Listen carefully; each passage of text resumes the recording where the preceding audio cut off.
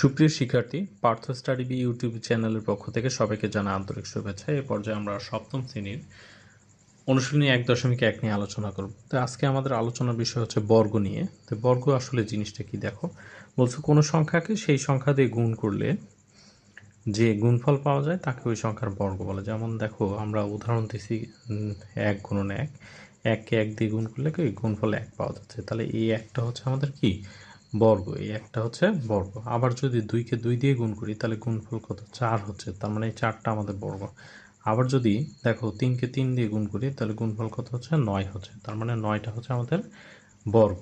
আবার যদি বর্গমূলটা খেয়াল করি, বর্গমূল কি সংখ্যাটি প্রাপ্ত গুণফলের বর্গ। সংখ্যাটি মানে কি যেই সংখ্যা দিয়ে গুণ করতেছি, যে যেরকম 1কে 1 দিয়ে গুণ করলাম, তার মানে এইখানে একটাই মূলত হচ্ছে আমাদের বর্গমূল। তাহলে এখানে খেয়াল করো, যেরকম আমরা এখানে 2 গুণন 2 করে গুণফল কত 4 পেলাম, 4টা হচ্ছে বর্গ আর এই 2টা হচ্ছে বর্গমূল।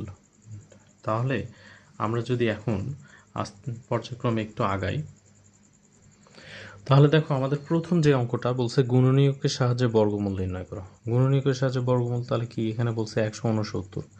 তো মৌলিক গুণনীয়কের সাহায্যে মূলত, তাই আমরা 169কে 13 দিয়ে ভাগ করলে কত 13 পাচ্ছি।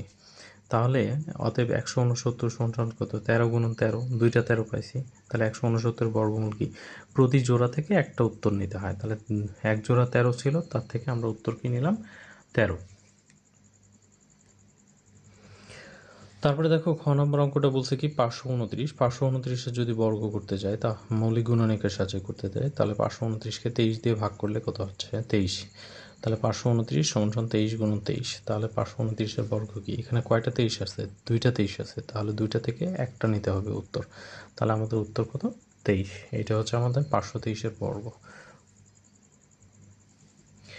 আমরা যদি এখন পরবর্তী প্রশ্নটা দেখি 521, সেইটাকে যদি মৌলিক গুণনীয়কের সাথে ভাঙি, তাহলে 3 দিয়ে ভাঙলে কত 507। 507কে আবার 3 দিয়ে ভাঙবো, তাহলে 169। 169কে 13 দিয়ে ভাগ করলে 13। তাহলে 521কে যদি ভাঙি তাহলে কি পাচ্ছি, 2টা 3 পাচ্ছি, 2টা 13 পাচ্ছি। তাহলে এটাকে জোড়াজোড়ি করি, 2টা 3কে এক জোড়াতার মধ্যে রাখলাম, আর হচ্ছে 2টা 13কে এক ব্র্যাকেটের মধ্যে। তাহলে 1521-এর বর্গমূলটা কি আসতেছে, 1521-এর বর্গমূল হচ্ছে √1521। তাহলে এখানে দেখো এক জোড়া 3 পাইছিলাম, তার থেকে একটা 3 নিলাম, এক জোড়া 13 পাইছিলাম, তার থেকে একটা 13, 3 আর 13 গুণ করলে কত 39।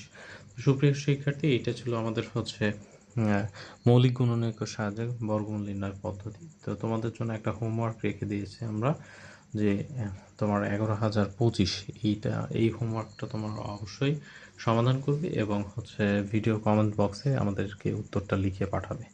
তো আশা করি ভিডিওটি যদি ভালো লেগে থাকে তাহলে অবশ্যই তোমার বন্ধুদের মাঝে শেয়ার করো এবং ভিডিওতে একটি লাইক দিয়ে আমাদের পাশে থাকো। ধন্যবাদ।